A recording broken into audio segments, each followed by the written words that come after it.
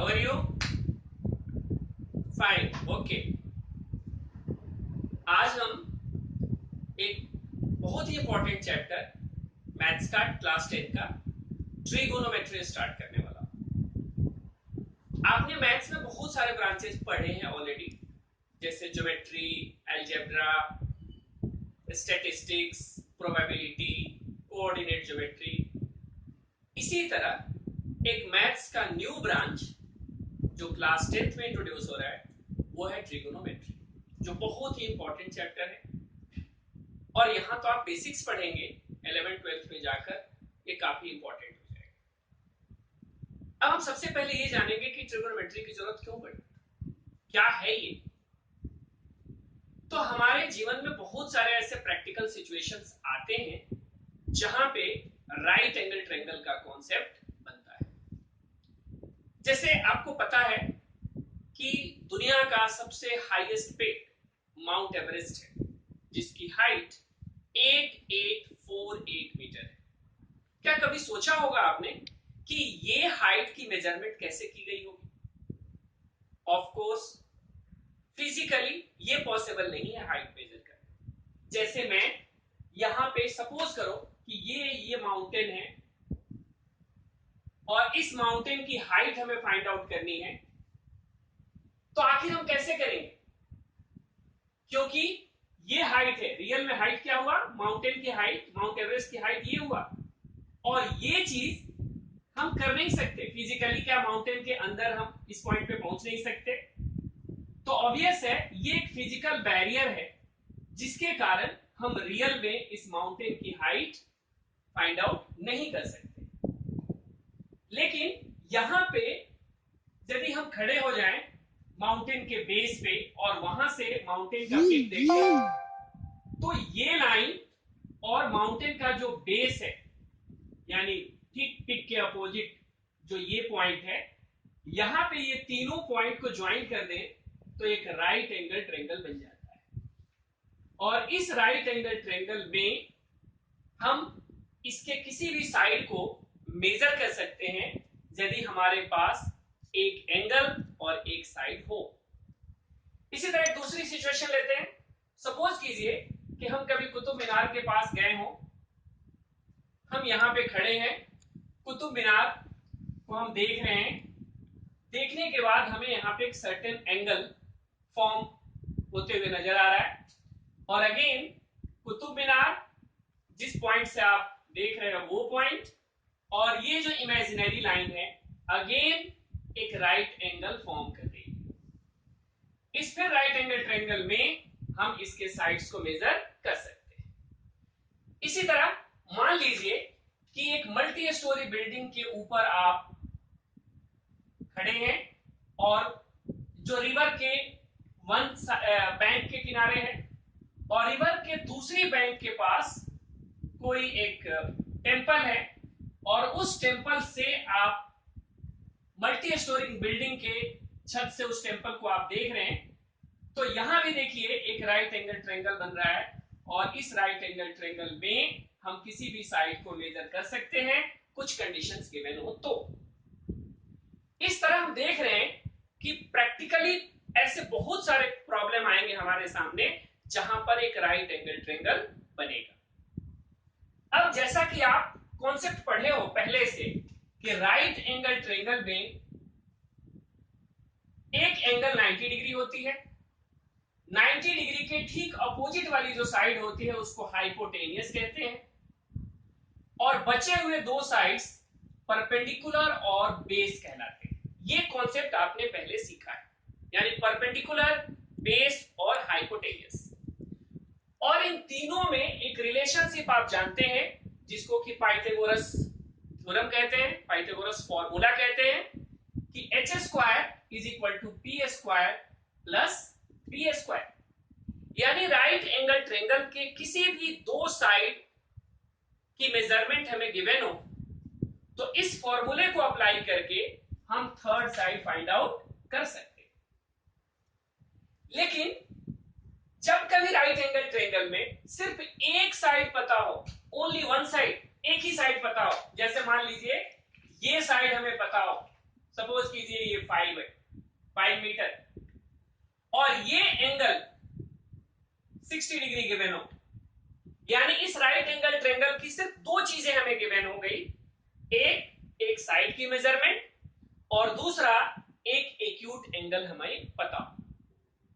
तो सिर्फ ये दो कंडीशन, यानी एक एक्यूट एंगल गिवन हो और एक साइड गिवन हो, तो हम मैथमेटिक्स के जिस ब्रांच की यूज से इसे फाइंड आउट करेंगे उसी ब्रांच को ट्रिगोनोमेट्री कहते हैं। यानी ट्रिगोनोमेट्री है क्या? ट्रिगोनोमेट्री में राइट एंगल ट्रायंगल के हम साइड्स की वैल्यू फाइंड आउट करते हैं if one acute angle and one side is given. यानी एक साइड आपके पास होगी, एक एक्यूट एंगल होगा, तो आप बाकी के सारे साइड फाइंड आउट कर सकते हैं, और मैथमेटिक्स के जिस ब्रांच से ये कैलकुलेट होगा उस ब्रांच को ही हम ट्रिगोनोमेट्री कहते हैं। है ना इंटरेस्टिंग? Very good. तो हम चले इसके अगले कॉन्सेप्ट की ओर। ट्रिगोनोमेट्री जो वर्ड है वो एक ग्रीक 3 वर्ड से मिलकर के बना है, ट्री, गॉन और metron. Tri means 3, gon means sides and metron means measuring. यानी 3 साइड्स को मेजर करने का काम करता है ट्रिगोनोमेट्री। यानी इसका लिटरल मीनिंग हुआ measurement of 3 sides if one acute angle is given. अब आपको ध्यान से यह समझना है कि किसी भी राइट एंगल ट्रायंगल में हम जो 3 साइड्स होती हैं, हाइपोटेनियस और बेस और परपेंडिकुलर, इसमें जो लॉन्गेस्ट साइड है, लॉन्गेस्ट साइड ध्यान से देखिए, ये ट्रायंगल एबीसी है, यहां पे हमने एंगल बी को 90 माना, तो 90 डिग्री के अपोजिट जो साइड है वो हाइपोटेनस कहलाता है, वो लॉन्गेस्ट साइड होती है, राइट। अब जैसे मान लिया जाए कि ये एंगल ए हमें पता हो, तो एंगल ए के एडजेसेंट जो साइड है उसको मैंने लिखा है एडजेसेंट साइड, और इस एंगल के अपोजिट एक साइड है उसको मैंने लिखा है अपोजिट साइड। यानी कोई भी एक एक्यूट एंगल हमें नोन होगा तो उसका एक एडजेसेंट साइड होगा और एक अपोजिट साइड होगा, और जो लॉन्गेस्ट साइड है वो हाइपोटेनियस होगी। इसी सिचुएशन को मैंने यहां चेंज किया है। यहां देखिए ध्यान से, यहां भी राइट एंगल ट्रायंगल हमने बनाया है एबीसी, लेकिन यहां पे एंगल हमने इसे मार्क किया, यानी हमें सी एंगल नोन हो तो क्या होगा, सी के एडजेसेंट साइड कहलाएगी ये सीबी, और सी के अपोजिट साइड कहलाएगी एबी, और ये होगा हमारा हाइपोटेनस। अब जो एडजेसेंट साइड है उसको कहा जाता है बेस। एडजेसेंट साइड को क्या कहेंगे? बेस। और अपोजिट साइड को कहा जाता है परपेंडिकुलर। यानी opposite side is known as perpendicular, adjacent side is known as base, and longest side is known as hypotenuse. Again, इस ट्रायंगल में for angle C perpendicular will be AB, ये कहलाएगा perpendicular, और CB जो adjacent side है उसे कहेंगे base. यानी किसी भी राइट एंगल ट्रायंगल में परपेंडिकुलर और बेस इंटरचेंज हो सकते हैं, हाइपोटेनियस तो लॉन्गेस्ट साइड ही होती। तो यहां बच्चों थोड़ा सा केयरफुल होकर के परपेंडिकुलर और बेस को आइडेंटिफाई करना, क्योंकि जब तक परपेंडिकुलर और बेस को आप ठीक से आइडेंटिफाई नहीं करोगे, ऑब्वियस है सारे ट्रिग्नोमेट्रिकल रेशियोज गलत हो सकते हैं। इसलिए ध्यान रखेंगे adjacent side, opposite side. Adjacent side is known as base, opposite side is known as perpendicular, and longest side is known as hypotenuse, right? तो PBH में आपको रिलेशन समझ में आ गया। अब आपको पढ़ना है ट्रिगोनोमेट्रिक रेशियोज। ट्रिगोनोमेट्रिक रेशियोज यानी राइट एंगल ट्रायंगल, जैसा कि यहां पे मैं ड्रॉ करके देख दिया हूं, ABC एक राइट एंगल ट्रायंगल है। यहां पे यदि हम ये एंगल कंसीडर करें तो ये कहलाएगा बेस, ये कहलाएगा परपेंडिकुलर और ये कहलाएगा हाइट। अब P B H, P B और एच, इनमें दो दो का रेशियो लिया जाए, यानी पी का बी के साथ, पी का एच के साथ, बी का एच के साथ, इस तरह से रेशियोज बनाए, यानी आउट ऑफ 3 दो दो का रेशियो बनाए तो कितने रेशियोज बनेंगे टोटल? ऑफ कोर्स 6 रेशियोज बनेंगे, राइट? यानी पी बी एच, इन तीनों में दो दो का हम रेशियोज बनाए तो टोटल रेशियोज होंगे हमारे पास 6, और इन्हीं 6 रेशियोज को ट्रिगोनोमेट्रिक रेशियोज कहते हैं और इनके अलग अलग नाम हैं। पहला नाम साइन, इसको साइन पढ़ेंगे SIN, साइन, ऐसे इसका फुल फॉर्म SINE होता है, this is the full form. ये साइन है क्या? Sine is a ratio of perpendicular and hypotenuse, यानी परपेंडिकुलर और हाइपोटेनस के रेशियो को जिस ट्रिगोनोमेट्रिकल नेम से इंडिकेट किया गया उसे हम कहते हैं साइन। लेकिन ये साइन तब तक वैलिड नहीं है जब तक इसके साथ कोई एंगल गिवन नहीं है। यहां पे हम एक एक रेस्पेक्ट में ये फाइंड आउट कर रहे हैं, ध्यान रखेंगे। ये जब तक यहां पे एंगल नहीं होगा तब तक हम कोई रेशियोज नहीं निकाल सकते, क्योंकि सिर्फ मैं कहूं यहां पे एंगल मैं मेजर नहीं करूं तो हम पी बी को नहीं बता सकते कि पी कौन सा है, बी कौन सा है, क्योंकि कंफ्यूजन है कि यदि हम सी को कंसीडर करेंगे तो ये पी हो जाएगा, ये बी हो जाएगा। तो इसलिए कोई ना कोई एंगल आपको गिवन होना जरूरी है, क्योंकि जब तक एंगल नहीं होगा कोई भी ट्रिगोनोमेट्रिक रेशियोज वैलिड नहीं है, यानी साइन इंडिपेंडेंटली मीनिंगलेस है जब तक उसके साथ एंगल न लगाओ। तो sine A is equal to P upon H, यानी पी और, तो पी और एच के रेशियो को क्या नाम दिया गया? Sine, SIN, full form SINE, sine. इसी तरह बी और एच, बी और एच, बी और एच के रेशियो को कहा गया कॉस। बी और एच के रेशियो क्या होगा? कॉस। इसका फुल फॉर्म होता है कोसाइन, यानी कोसाइन का abbreviated form cos. And tan, P और बी के रेशियो को कहते हैं टैन, राइट, जिसका फुल फॉर्म हुआ टैंजेंट। तो ये 3 रेशियोज बेसिक रेशियोज हो गए, यानी पी और एच के रेशियो को साइन कहते हैं, बी और एच के रेशियो को कॉस कहते हैं, और पी और बी को टैन कहते हैं। Sine, cos, tan. कई बार बच्चे ट्रिगो का मतलब समझते हैं साइन कॉस टैन, ट्रिगो का मतलब साइन कॉस टैन, जैसे स्टैटिस्टिक्स का मतलब मीन मीडियन मोड, ठीक उसी तरह ट्रिगो का मतलब साइन कॉस टैन, राइट।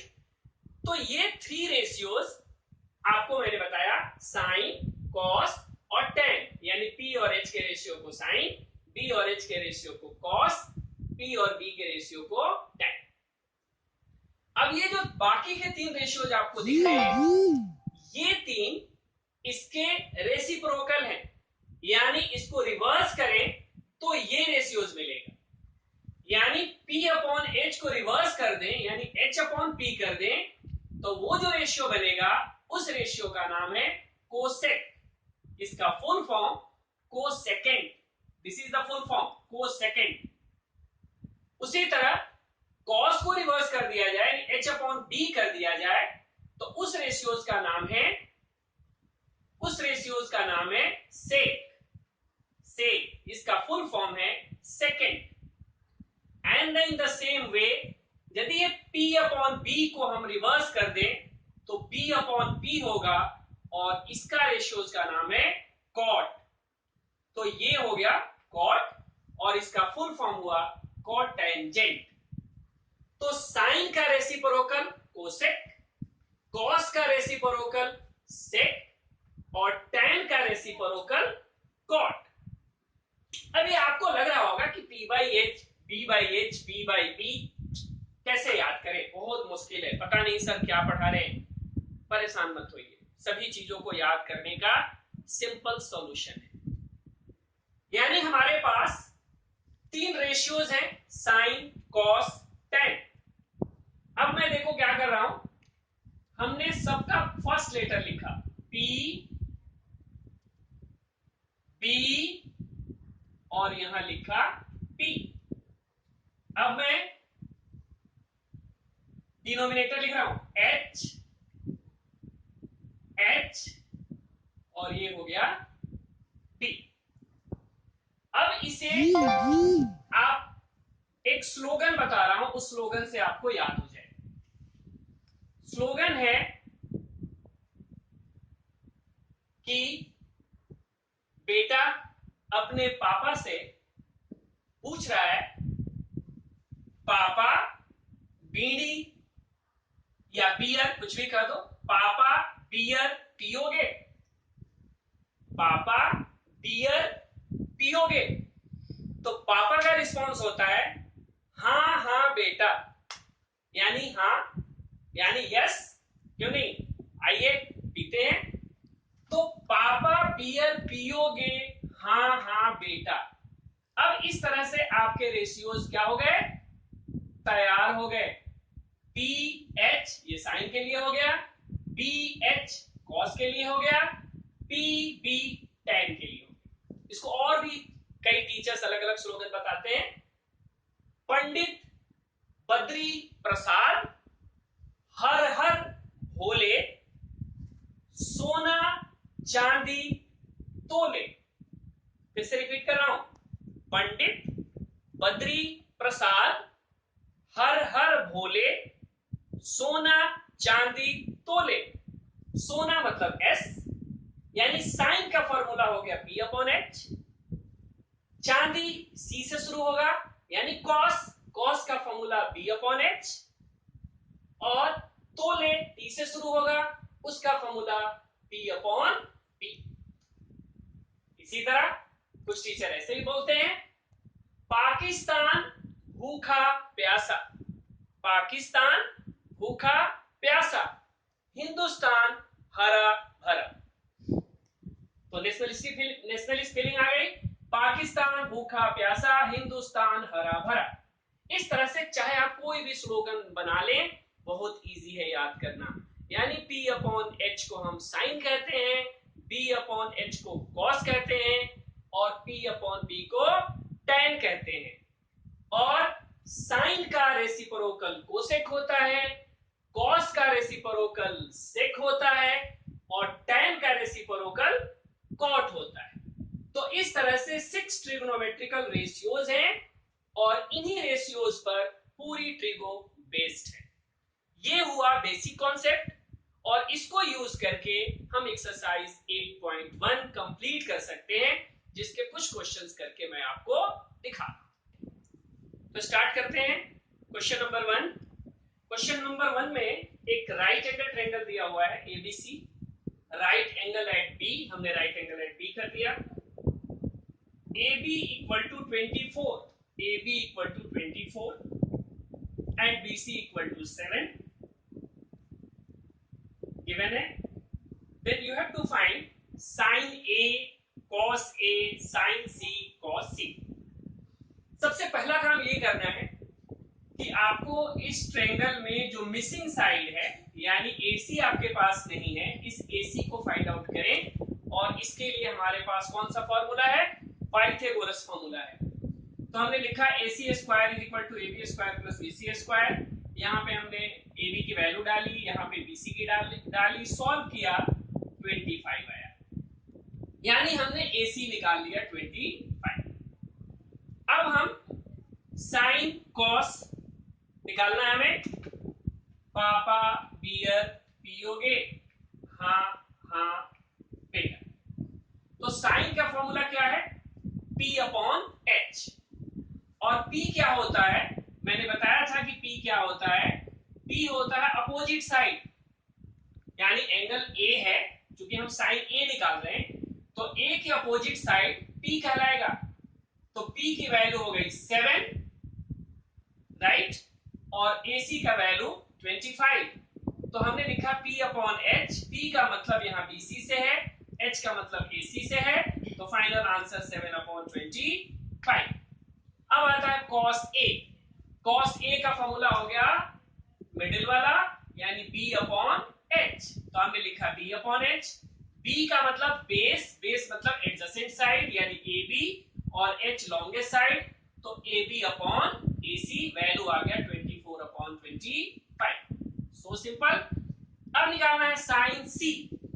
तो साइन C के लिए यानी जब हम यहां पे एंगल रहेगा तो हमारे लिए परपेंडिकुलर हो जाएगा AB और बेस हो जाएगा BC।